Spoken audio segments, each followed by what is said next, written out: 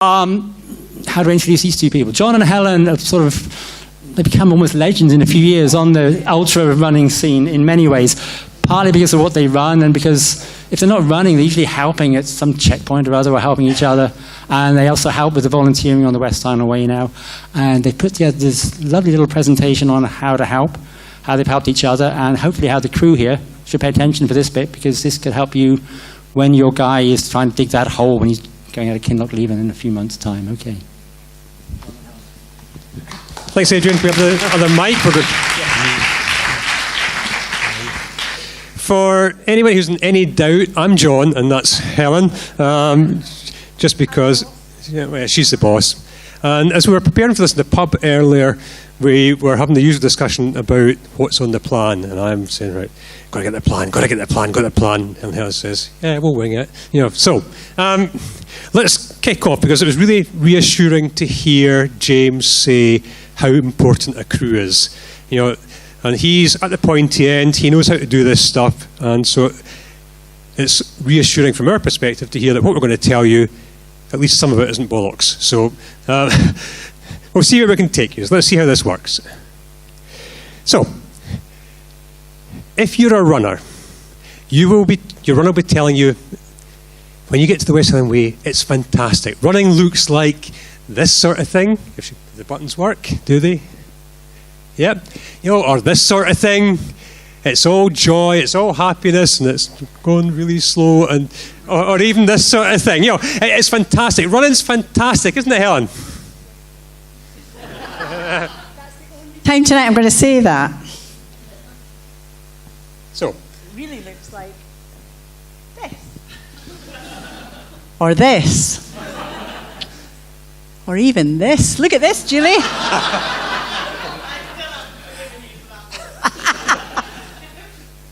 Or if you're really, really lucky, it can look like this. This was West Highland Way 2013, my first West Highland Way. We arrived at Kinloch Leven. After the chippy shot. I had thrown up 20 times on the way from Glencoe to Kinloch Leven. And we were parked up outside the community centre. I was shivering like a wreck, and we didn't go into the community centre because we were scared. We were scared of Julie, and we were scared of the fact that we were carrying our weight card, and my weight had been a wee bit down at Auchtertyre when I got weighed, and I was scared, having thrown up all the way over the Devil's Staircase, that when I got to the community centre they were going to pull me. That was rubbish.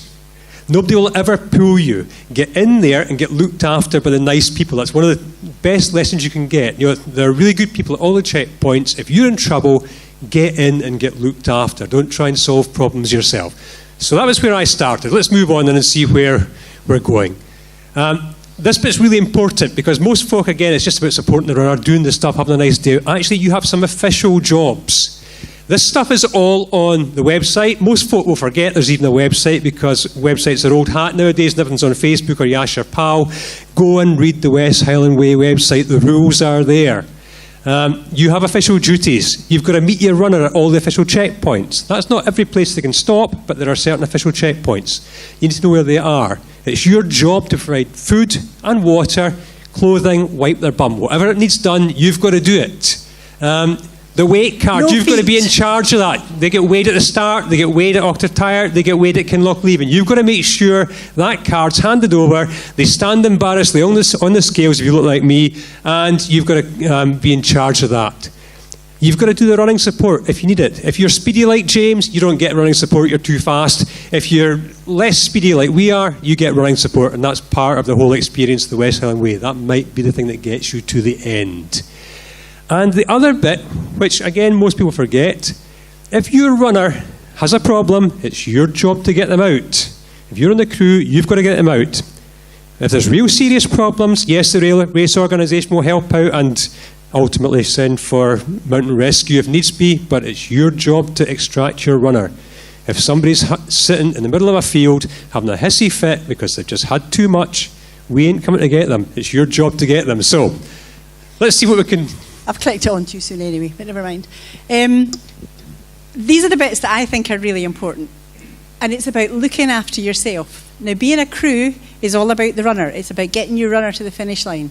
But you're no bloody good to anybody if you don't look after yourself. So make sure you remember that one.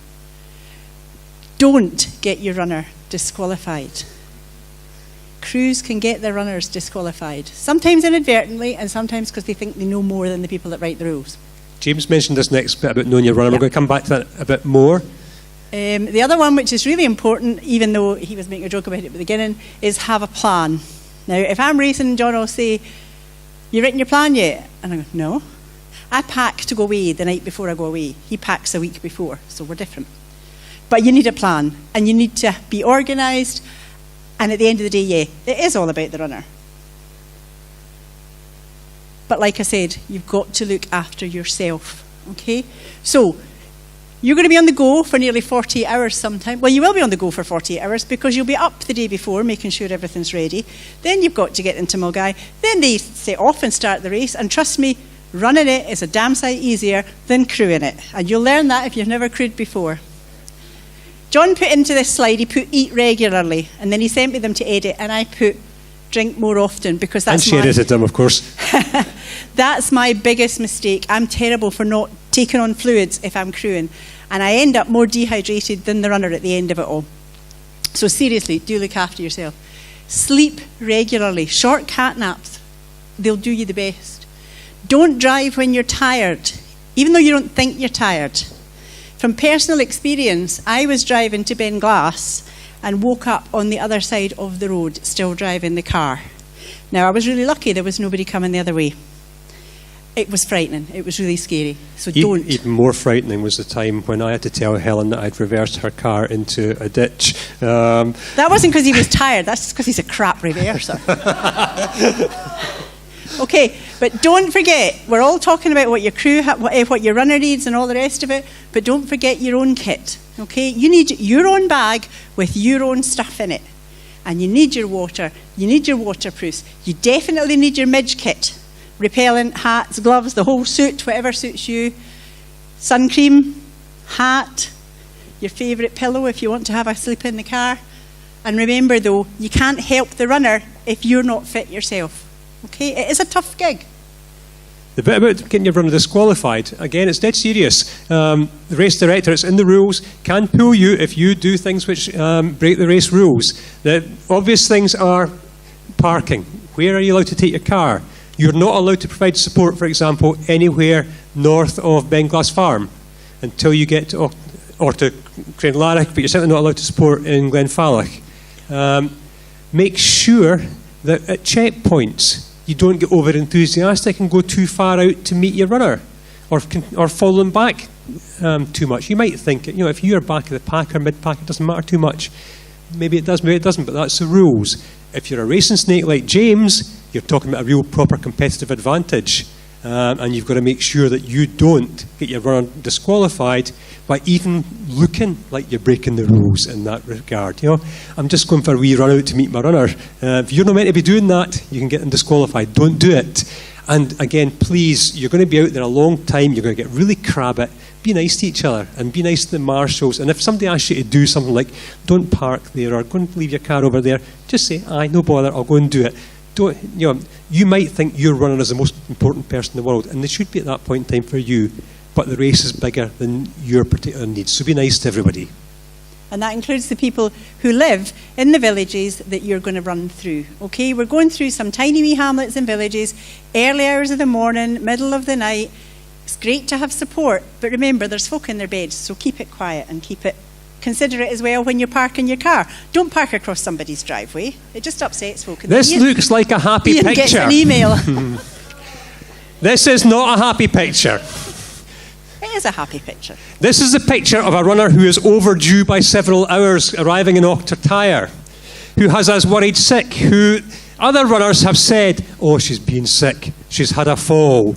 And she arrived at Auchtertyre with a face like a scalp backside. Yeah. You'll notice they're holding hands. That's not joy, that's, oh my God. It's not, it's because we're pals. But seriously, you've got to know your runner. James just mentioned it. You've got to know whether they're really bad or not. And you can only judge that if you know your runner. You know, I throw up regularly. When I race, I throw up. That's what I do. So if I throw up, the first thing Helen does is kicks me out again. Tells you to get to the bushes. Don't embarrass yourself. Well, there is that, yes. Another example of that, we were marshalling on the Sky Trail Ultra, and we were out at the Blaven checkpoint there. It's the middle of nowhere, no phone signal, no nothing. A driver came by and said, you've got a runner coming in who's throwing up blood. And you're thinking, oh my God. And it was like 3 o'clock in the morning. Yeah. So in comes Jenny Rees-Jenkins. Those of you who know Jenny, Jenny's a lovely lady, a fantastic runner. And the first thing Jenny said, she looked shit. She said, am I going to die?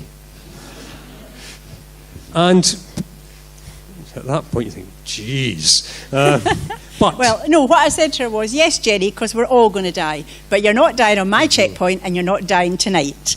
And she hadn't been throwing up blood. She'd been eating blueberries. Because the next thing she said was, I had some blueberries. I went, really?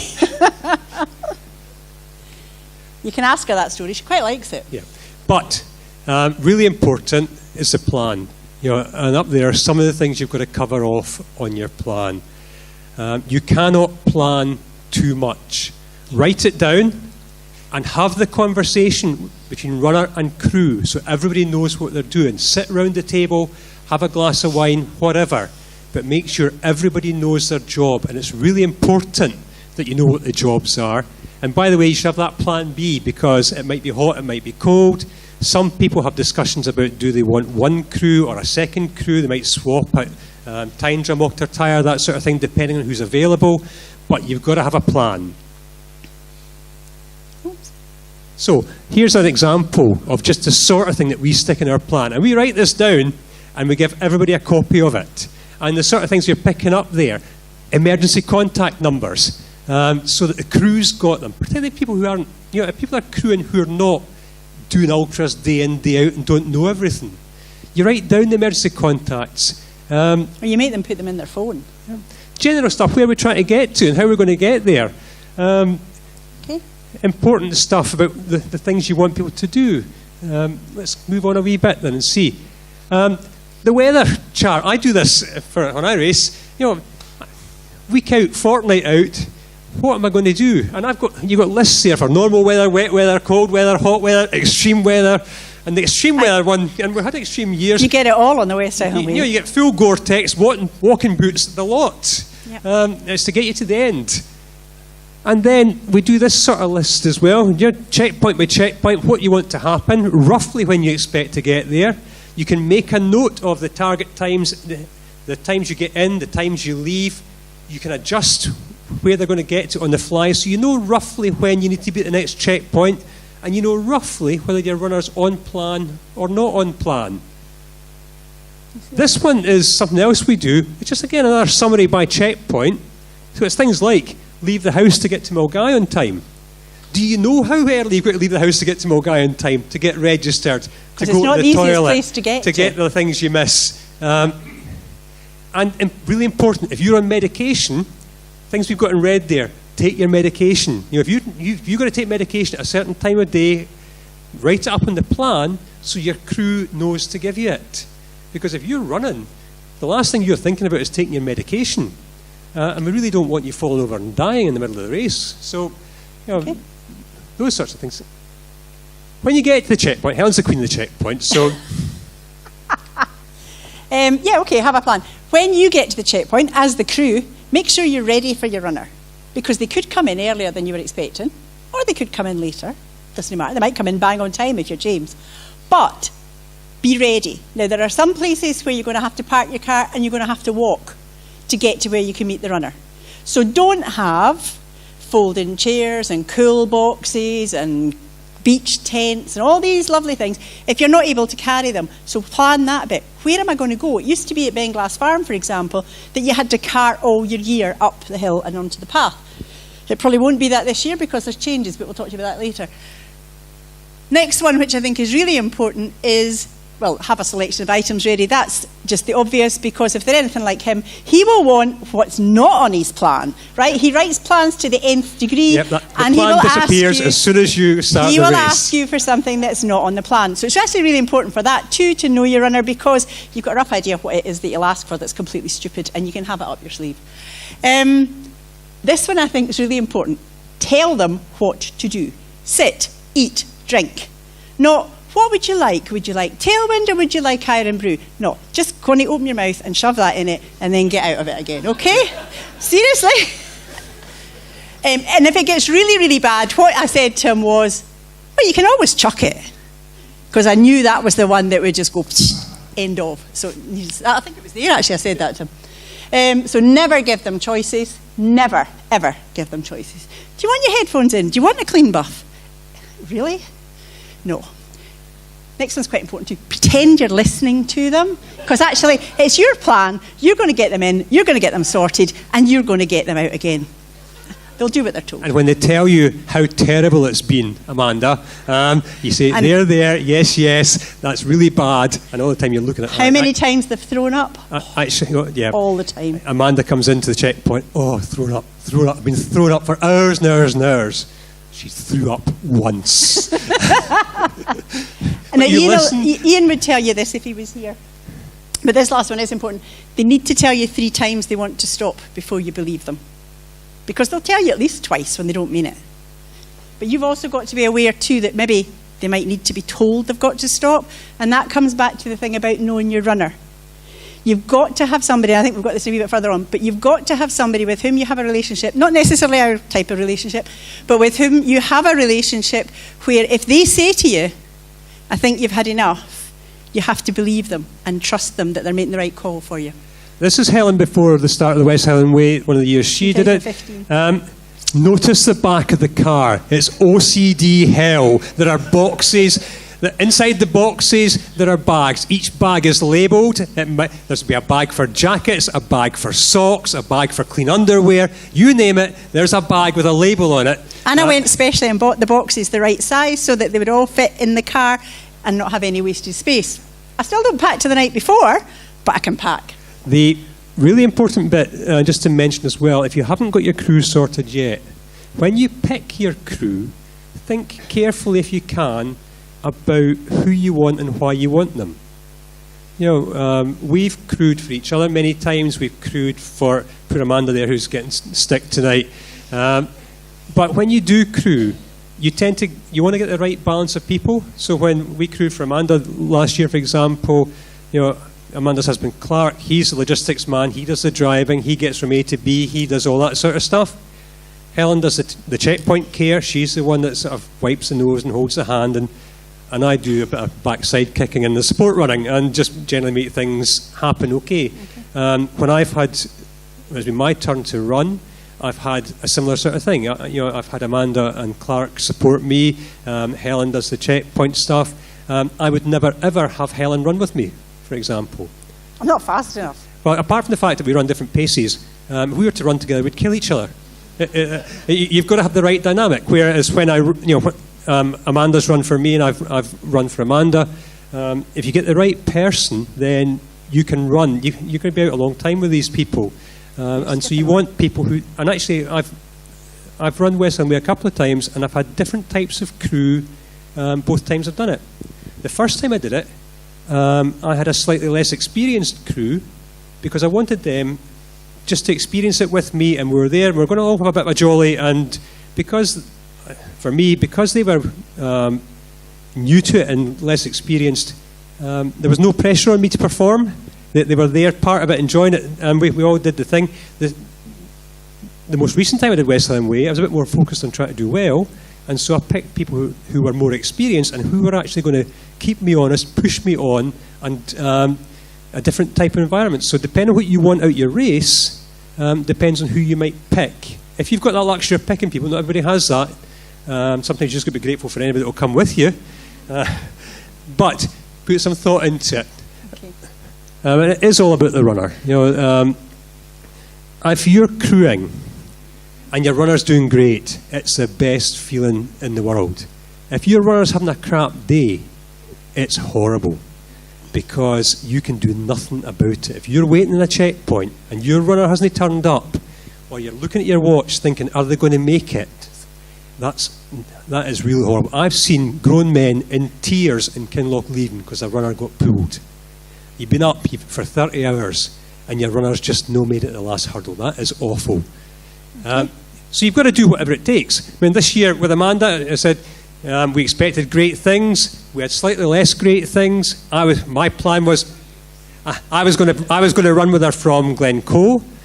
She turned up dead in Octortire, and we looked. So I said, "Why don't we just walk with you to Tyndrum?" And she didn't say no. So I said, right. So I stripped off my clothes because I had already my running gear underneath my normal clothes, but I didn't want to meet her with my running clothes on in case she didn't want me. So I was like Superman, strips off the stuff. Oh, we'll just walk, and then okay, we'll just start to run a wee bit, and then we get to Tyndrum, and I just keep going. Well, okay, we'll just keep going. So I think I ended up running sort of 35 miles or something that session instead of the 20s. You've got to just be prepared to do what's necessary. Okay. This you can read, but actually, just real quickies. If you're going to Milngavie, get there on time.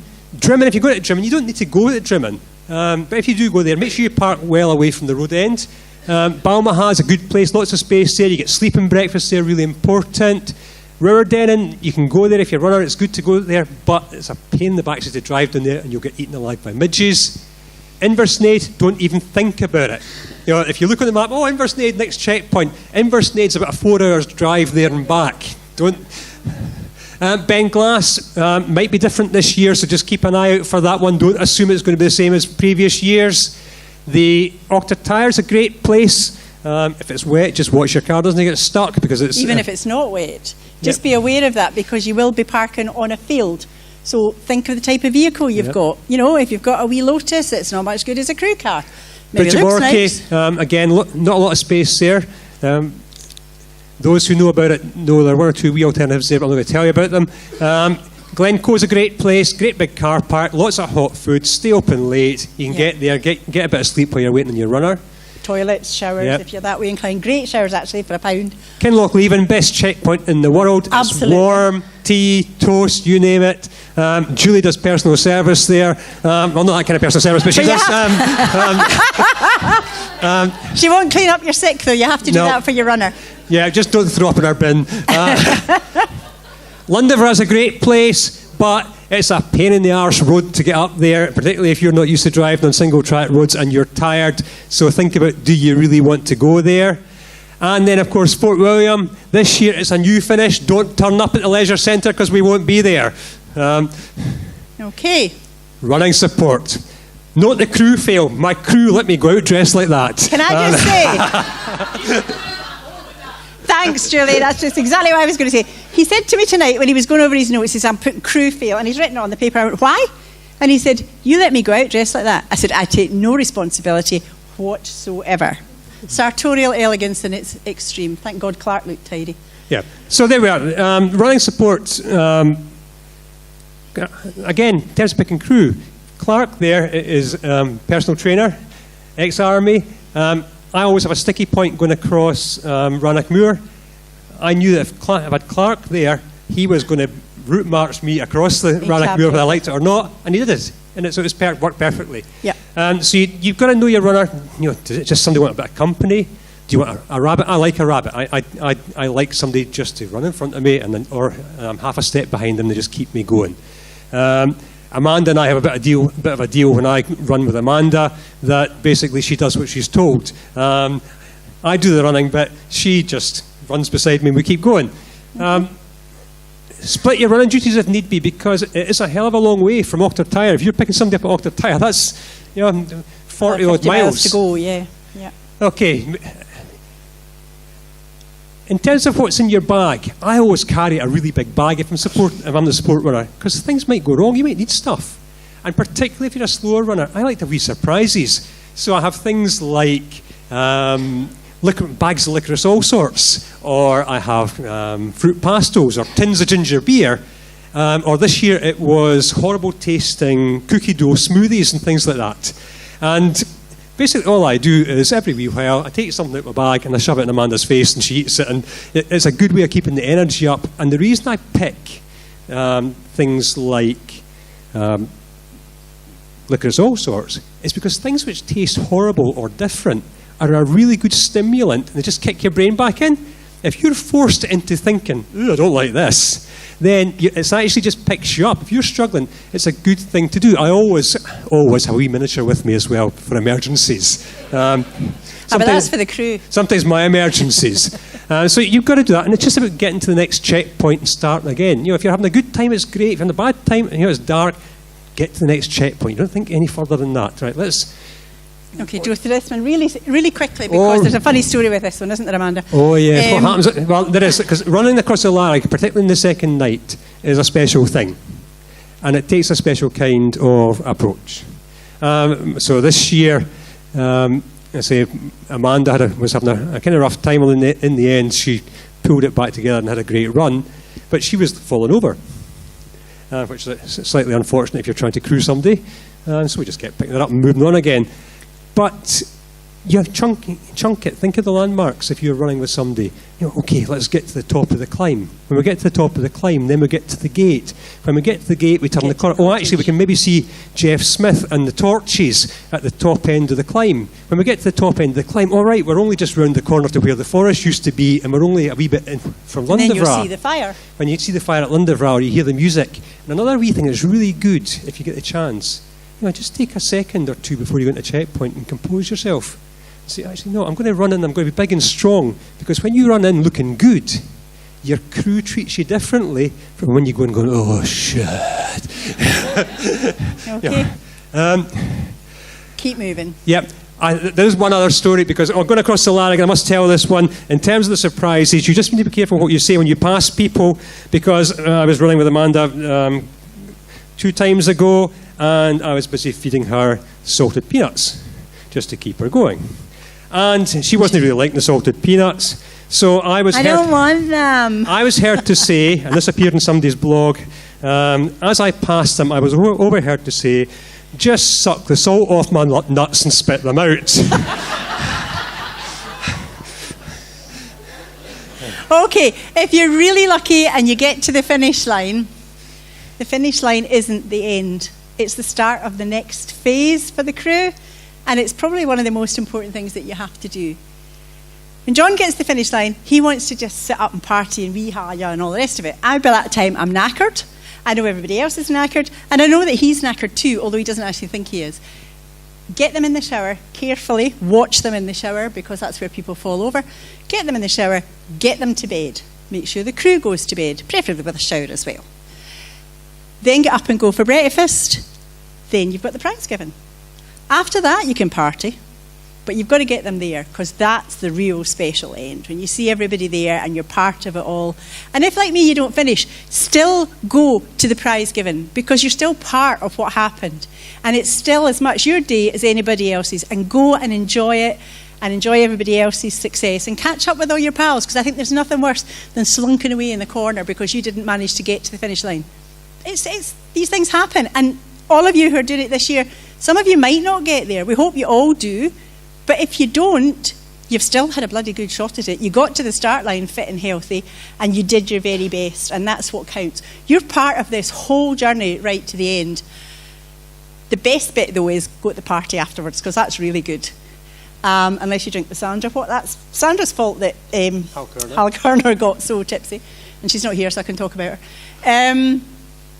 But then after that, you've got your plan for getting home now. A lot of people stay afterwards, which is great. Have a sleep, have a rest, get yourself back into eating and drinking normally before you drive home. We had a horrendous thing happened a couple of years ago, not at the West Highland Way, but after the Devil, where a chap was driving home, stopped for petrol, or his pal stopped to go into the petrol station to the toilet or something. He felt sick. He reached in the back of the car to get a carrier bag to throw up into, and his foot caught the accelerator of the car, and he ran his wife's brand new car straight into a petrol pump. We're very lucky that there's still a village in Tyndrum, and that Graham is still alive and well to take such fantastic photographs, and he won't mind that I told you that story either. When you get home, though, and Sean will no doubt want to talk a bit more about this one, but when you get home, just keep an eye on everybody and make sure that they are okay, because funny things happen afterwards. Somebody said afterwards about feeling really horrible for a fortnight afterwards. It happens. It's not all singing and dancing all the time. And the last part of the title of our presentation was Creative Uses for Vaseline. Back to 2013, West Highland Way. And Yeah. sometimes... And this is where you really have to know your runner and you have to trust each other.